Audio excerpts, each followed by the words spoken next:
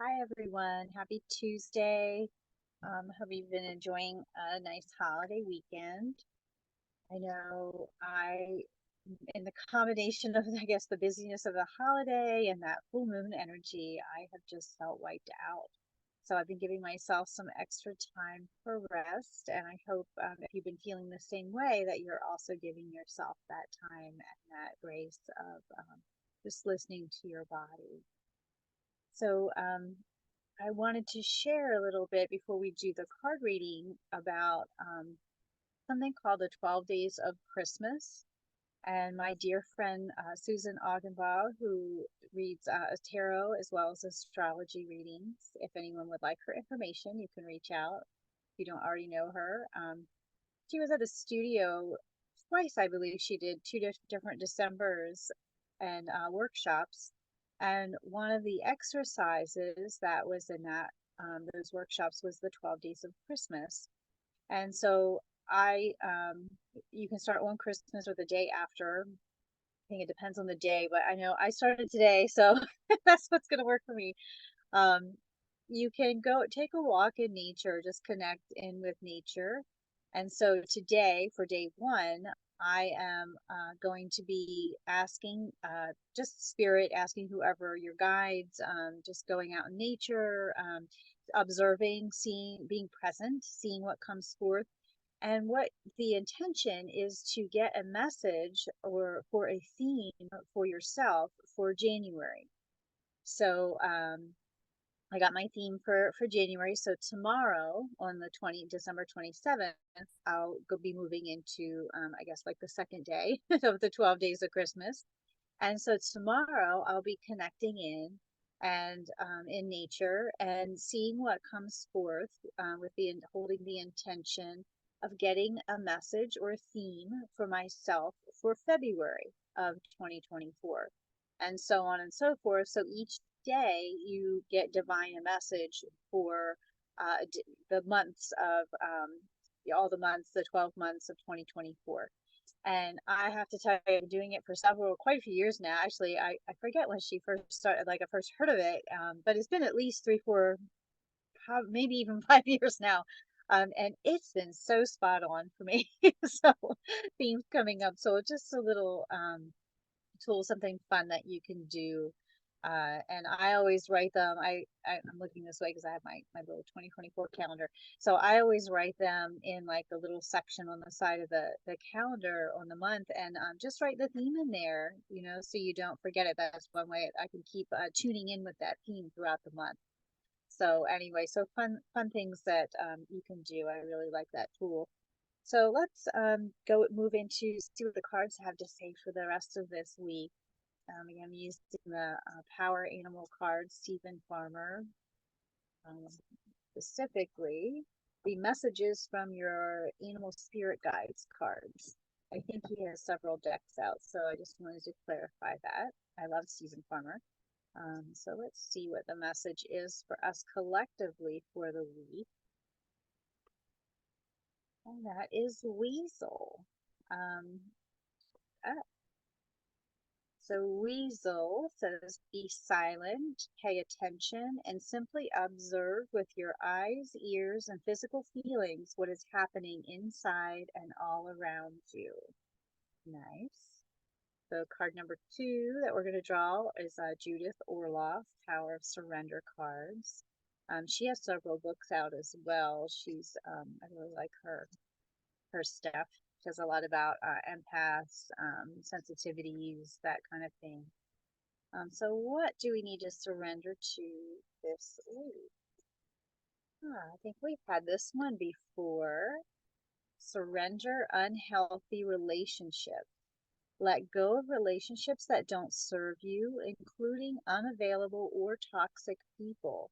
You deserve to be treasured by others and to be surrounded by positive people. And so let's see how these cards go together. Weasel and surrendering unhealthy relationships. So being silent, paying attention. And I love that Weasel brings up about the physical feelings about what's happening inside and around you. When we are in a situation that's not where we belong, whether it at one time was where we belonged. Maybe that cycle is complete.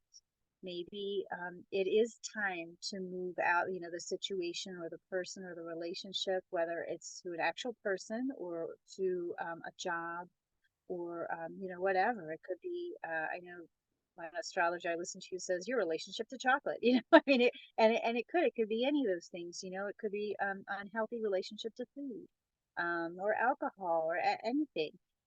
But really listening in, and that weasel really taking the time to listen in and pay attention to what's going on. We're all very intuitive, and our body is an intuitive tool, just like I'm using oracle cards, to get answers, just like some people use a pendulum. I use a pendulum in some work. There's tools, there's lots of tools that we can use. And our body is a very sensitive tool that we can use to get answers for ourselves, or to really read in and find out what's best for us, what's right for us. So notice, when you're around certain people or in certain situations, where does that where does that land in your body? Where does that feel like? And taking the time, and that's the other thing, Weasel, and this came up for me actually the last few days too, is taking the time to really pay attention to those signs, to those signals as they come in. And for me, one of the lessons that came in, and one of the messages that came forth, was when I do listen and pay attention, I can feel that something's off.